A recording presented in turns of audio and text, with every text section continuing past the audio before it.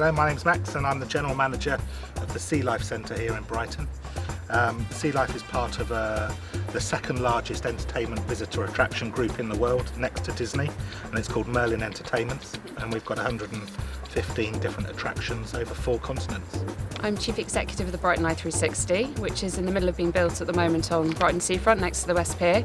When we open next year, it's going to be a fantastic new visitor attraction designed by the London Eye architects, but we're more than just a visitor attraction because we've also got conference and hospitality facilities. We have a 400 cover brasserie, tea rooms, children's soft play, an exhibition and a shop, so lots of different sort of new facilities for Brighton. In your opinion, what general skills do young people need when starting their first job? Youngsters starting their first job need the basic educational requirements, the maths, the English and that kind of thing, but they also need to have a life experience, whether they've been part of the Scouts or Cubs or a sports group or something like that, because employers will look to see what that person can bring to their business, not just for business needs but also as part of the team. What kind of routes are there into a career in your industry? Well, the SeaLife Centre isn't all about the customer, it's also about fish. So, further education, we would be looking for somebody who had been to an agricultural college or an animal husbandry college and maybe worked with animals and got qualifications within that field and sector. We also have a large marketing team, we have a finance team, customer service team, sales team. So all of these skills are really important. Once I have a job in your industry, what do I need to do to progress further? It's important that you keep your head down and work hard, because tourism is a very difficult sector to maintain constant work in.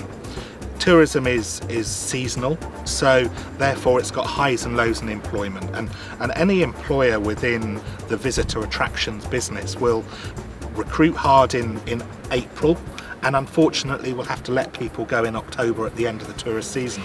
And the people that they let go will be the people that haven't shown the loyalty, haven't maybe delivered the same levels of service that are required, possibly have not been consistent in their timekeeping and things like that. So it's really important that you give your best at all times, because that will ensure that during those low times you're the one that stays employed. So it's about showing that you can take the initiative, showing you're fantastic with customers, the people that go the extra mile, so willing to take on projects or looking for ways that we can improve what we do, show that you've got good ideas. Just really being a really positive and proactive member of the team is the most important thing, I would say. And what qualifications and experience would a young person need to have to increase their chance of getting a job in your sector? So I think any of those first jobs that you can do, so a Saturday job maybe in a shop or a restaurant, anything that's really giving you exposure to working with customers. We look for attitude more than anything, and experience rather than perhaps qualifications, because we'll teach people everything really they need to know on the job. So what we look for is those great people skills, and a bit of experience with customers is great.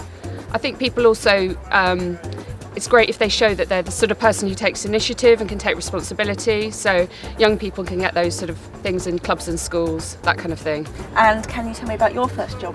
So my first job was a Saturday job in a florist. It was incredibly hard work, so it was a mixture of first thing in the morning going in and having to prepare all the flowers, and then serving customers and racing around with flower deliveries.